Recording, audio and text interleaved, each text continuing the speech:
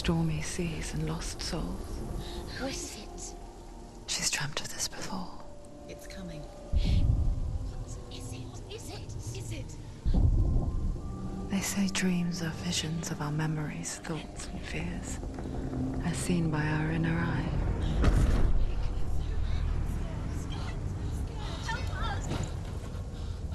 But what if each one of us is always dreaming, even when awake? And we only see what our inner eye creates for us. Is this what hell is? A world shaped by Senua's nightmares.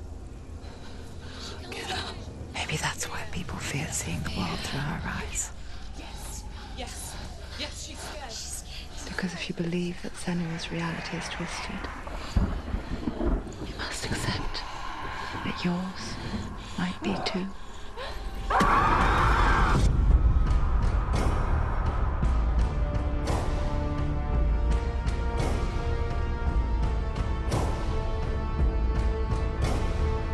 Hellblade: Senua's Sacrifice is a video game about Senua, a Celtic warrior on a vision quest into Viking territory. But what sets our hero Senua apart is that she suffers from severe psychotic mental illness. He knows she's getting closer. He can feel her coming closer. She's getting closer. They're watching. The original idea for Hellblade was to create a classic hero's journey, a journey of suffering, but one where the fantasy world is not another planet or alternate universe, but a world that is constructed in Senua's mind. But to do so would mean putting psychotic mental illness at the center of the experience, a subject that is still considered taboo, and a challenge that was both terrifying and exciting in equal measure. In Hellblade, the starting point was a newly discovered Celtic goddess called Senua in Ashwell, Hertfordshire. When first discovered, her name was thought to be Senua, a name which I liked and kept. I wondered if Senua might have been a Celtic warrior like Boudica who stood up to the Romans. While the Romans had conquered all of Europe, there was a group of Celts up in the furthest reaches of the Roman Empire that could not be conquered, the Picts. And so the Romans built a wall, called Hadrian's Wall, that spans across Britain from sea to sea to keep the Pictish barbarians at bay. The Picts were known for their war paint, painted on with woad, and their matted hair clumped with lime. And so Senua would be a barbarian Pict in this image. What's your name? Senua. I haven't seen you before. I don't live home much. Oh, Zeno's daughter. I have to go. Wait! Orkney is off the coast of Scotland and was inhabited by the Picts, steeped in history and mystery, and so I made Orkney Senua's home and set the stage for a crisis. In the late 8th century, the first Vikings landed on the Orkney Islands. The population of the Picts crashed thereafter, replaced by the Norsemen of the 9th century. Were they wiped out? We don't know for sure, but it would seem likely given the reputation of the Vikings. The Northmen's brutality is legendary. High-ranking leaders and chieftains of the tribes they conquered were often offered as sacrifice to their gods. The most brutal of these sacrifices was known as the Blood Eagle. I imagine Senua as a young female warrior who returns home from exile to find her partner, Dillion, brutally sacrificed to a Norse god by these hellish warriors from a faraway land. I imagine the horror of this moment and how it would have dragged her deep into mental torment.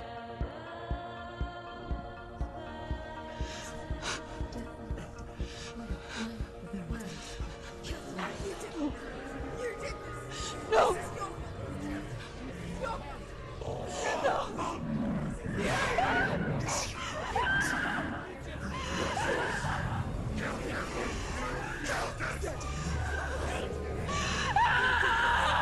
I came to learn that the Celts had a sophisticated and nuanced perspective on the nature of mental disorder. One term they used was gelt.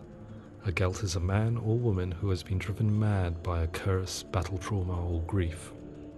The gelt would take to a life in the woods in search of penance, punishment, and purgation.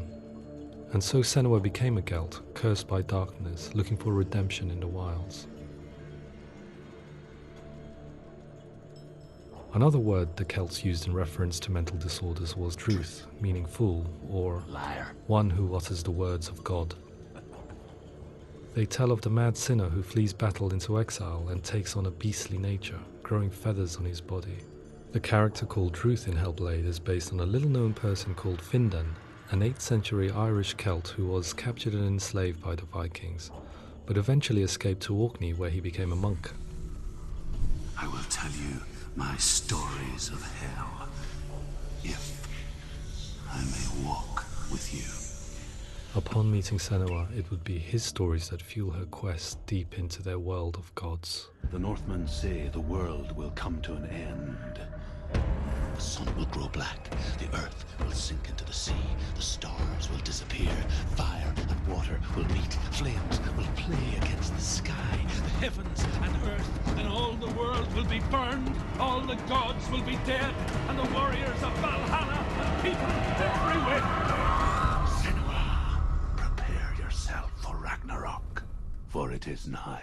So the stage was set for a new adventure, a journey into the Norse underworld called Hell, a vision quest fueled by madness and myth, a fantasy that was created by Senua's own mind, and one that we would experience through her eyes. This is your mission. This is your quest.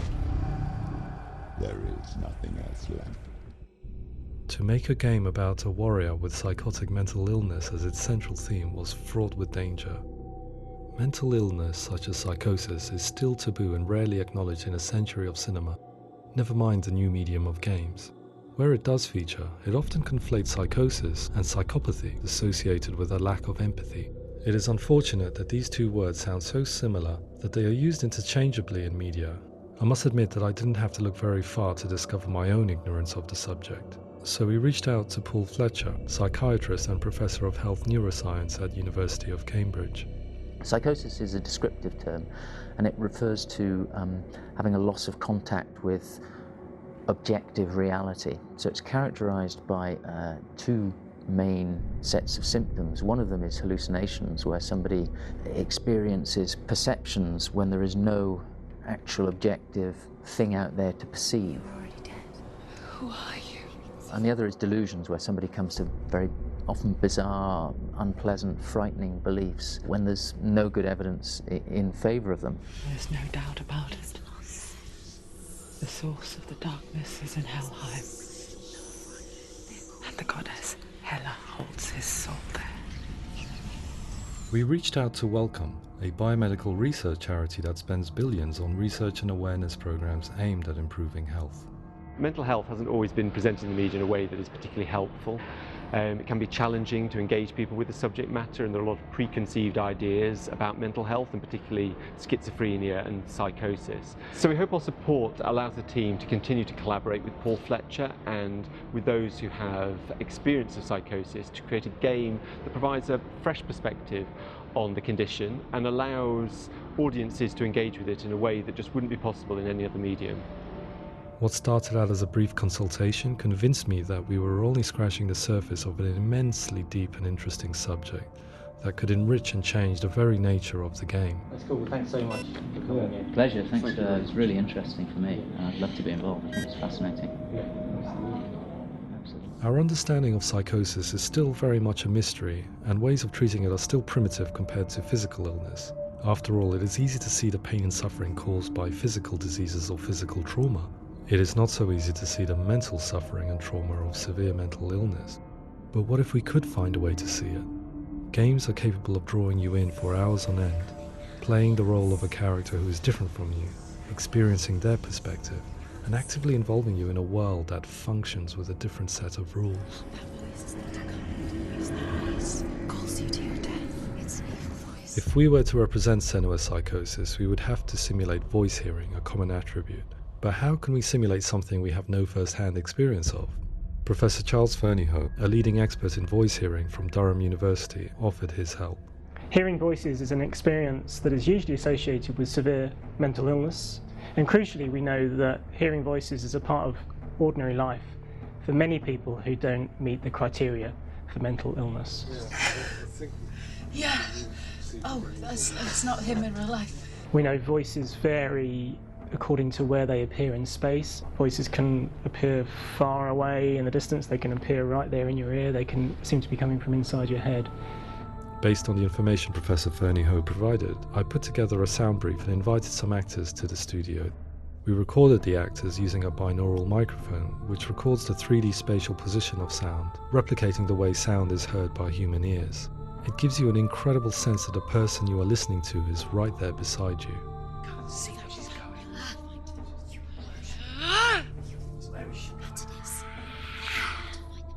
Rachel Waddingham from the Voice Collective came to our studio with 2 young voice hearers to speak to our team. We talked at length about their experiences and they listened to our tests, giving us feedback on how we could improve on it. Everyone hates her. She's cursed. It's very hard to represent what this experience is like, partly because it's such a personal, intense, emotional experience. It's testament to how Ninja Theory have been listening to what the researchers are saying, but also, crucially, listening to the experts by experience. What they've come up with is so compelling. It's by far the best representation I've heard of what these experiences are like.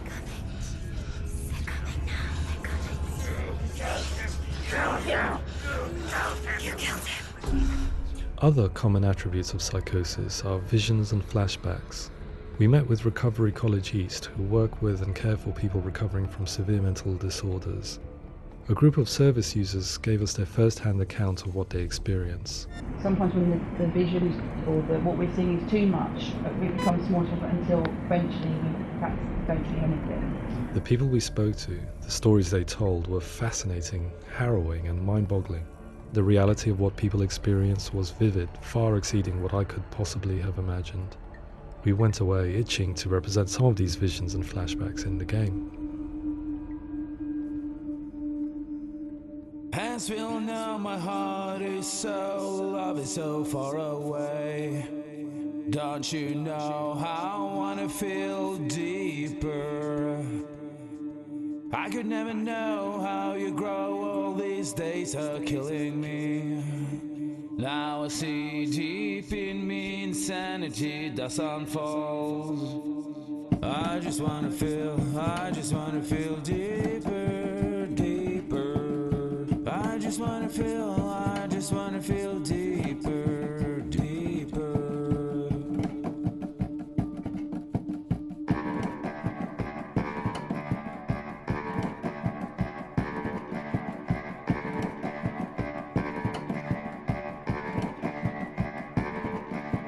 As we all know, my heart is so, love is so far away. Don't you know how I wanna feel deeper? I could never know how you grow, all these days are killing me. Feel like this, read like this, I just wanna live, that's all. I just wanna feel deeper, deeper. I just wanna feel deeper, deeper.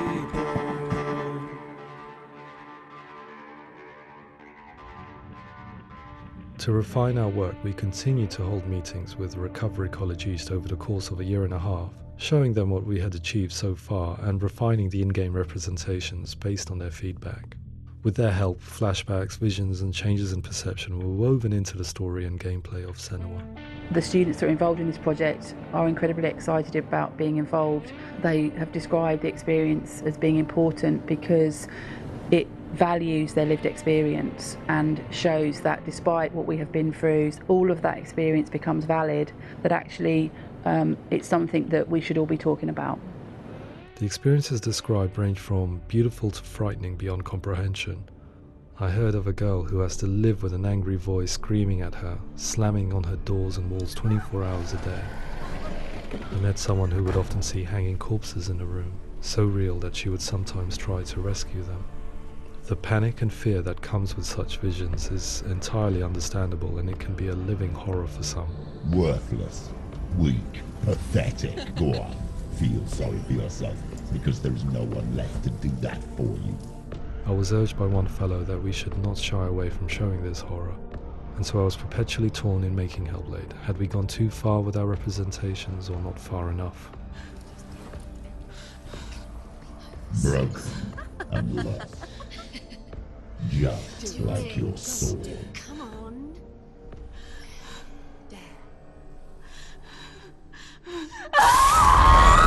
In some ways, voice hearing and visions were the low-hanging fruit, so to speak. There's another aspect of psychosis that is much harder to explain, but one that I think video games are uniquely able to represent, which are often called delusions. People begin to see patterns in the world. They begin to link things that most people wouldn't link. Most of the things that we might think would be coincidence or, not worth commenting on. Nevertheless, that might have a particular salience or importance for them. One individual described how everyday words, sounds, colours and objects were steeped in meaning to him, forming a strange and sinister puzzle that he was determined to solve but could not quite get to the bottom of. It's not just brain dysfunction. It's not like the system shut down. It's actually an incredibly creative process. The person creates a world populated with voices and phantasms and terrors, and they're completely immersed in it. They believe in it. We often invite people into the studio to play the game. In one of our playtests, they played through much of the game, making associations between runes, secret messages, and the threat of darkness that stalked them. There are many things that happen in the world of Hellblade that make perfect sense within the context of Senua's mind. The dark rot that's killing her slowly from within, the secret runes of the gods that block her path to Helheim, and strange associations that exist in the game to confuse you. To complete Senua's quest, you have to internalize and accept the logic and meaning behind these things to progress. Afterwards, they said that they didn't see much evidence of mental illness in the game. People with delusions of all sorts would argue the same thing, that they are not aware of their experience being abnormal in any way. I need this sword. It's important. Representing perception changes and thinking patterns within Hellblade gives us a set of symptoms common in psychosis. But people with lived experience were keen to emphasize another point, that it is wrong to define a person by their symptoms. Quite often, the illness comes not from the symptoms, but from the stigma, isolation and mistreatment that comes about from the rest of society. They say that I'm cursed. What if they're right? I needed someone to portray Senua, someone who could believably internalize her suffering.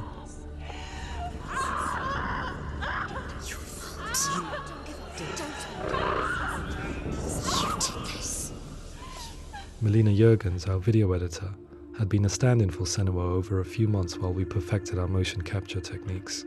Without realizing it, she had already auditioned for the role, and I knew her well enough to know that I didn't have to teach her to act, but to relive her own internal pain. As often is the case, those who have suffered mental anguish are never far from us.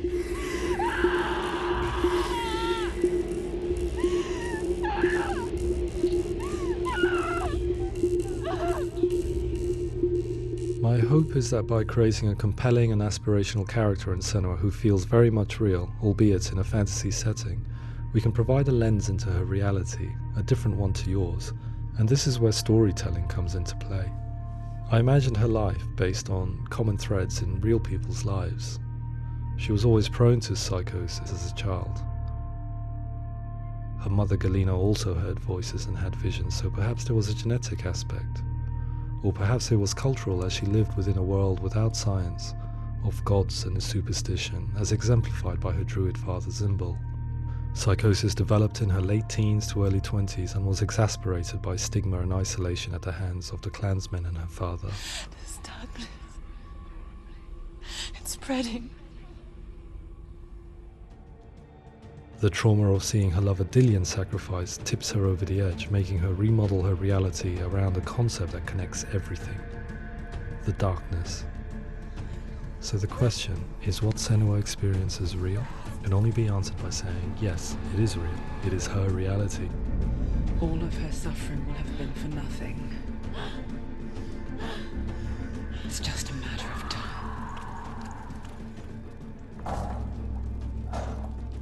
Towards the end of the project, service users and professionals that had collaborated with us were invited to see the near-final game.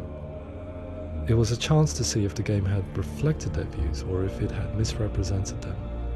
For me, being involved in especially developing Senua's character has been really important, and being able to bring in my perspective and what I see and what I hear and having that built into the game has been a real privilege. It's gritty and it's meaty, and there are some tough subjects in there that are being tackled with honesty.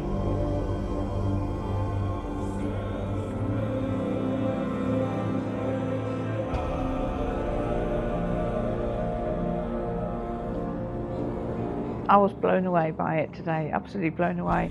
It was just fantastic to get the opportunity to use our lived experience in a very creative way. There's nothing tokenistic about the work we've put in. It feels like we've been listened to, things have been taken on board, and I think there was a lot of realism in the game itself, and it feels very authentic.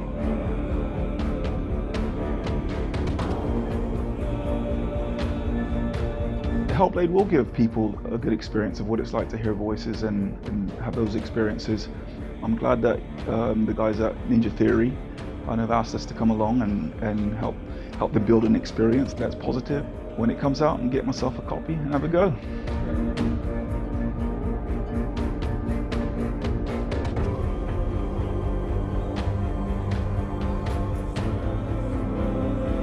I think all the way through I was really inspired by how the conversations have translated into the game in a way that I think I didn't imagine was possible. So wonderful, really wonderful.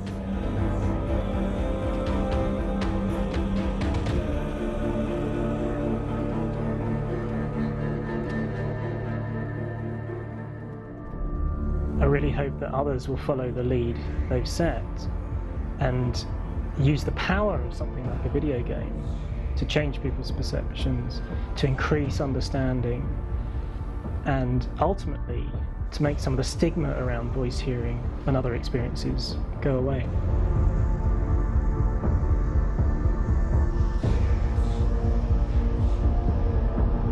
For me, it was really exciting to see something that I explore scientifically being represented so beautifully in a character who's trying to penetrate the mysteries of the environment in which they've been placed, with all of this strange uncertainty and noise and conflicting information that they're getting. I'm very excited by this way of trying to represent mental illness, because I think it actually might be offering us insights that we wouldn't get from pure scientific explorations, and actually giving us quite an empathic view of what it might be like.